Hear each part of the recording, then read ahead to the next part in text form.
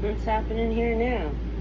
It's super effing hot. The bread, like, that boy is proofing super, super fast. So I'm gonna add my mamma jammas into the dough. I got chopped artichoke, chopped Kalamata olive. I found some feta cheese, so feta's gonna join the party. I got some oregano. I'm just grating the garlic here because it'll just be easier for me to just dump it into the bowl. Normally I put this stuff right on top. This time I kind of want it going in and throughout the dough.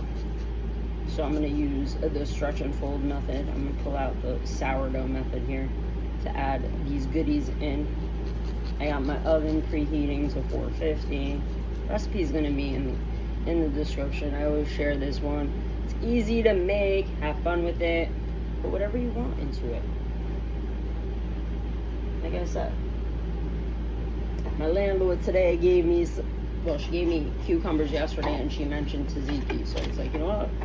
Let's make focaccia. Why not? Why not fuck around and find out how this flavor is gonna be?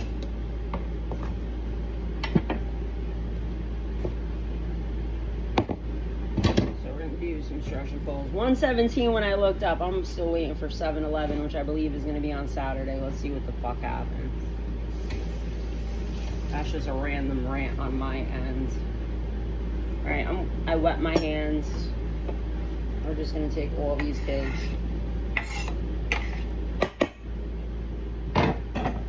dump it into the dough, some oregano,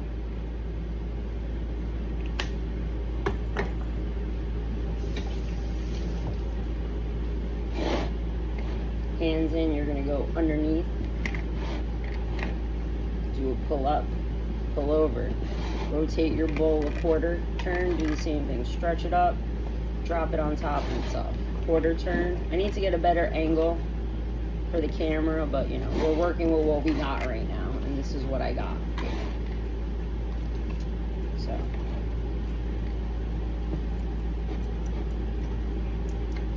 So while the oven is now getting preheated, this will sit and rest for a little bit longer, and then it'll go into the oven to bake. So stay tuned for when I throw this into the pan. Actually, I should just throw it into the pan now so it can do its a final puffity puff before it goes into the oven. What I'm doing here, I already poured some good quality olive oil.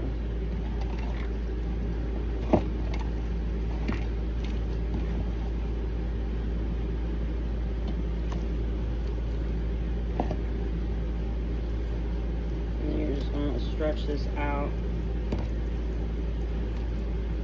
to the size of your pan.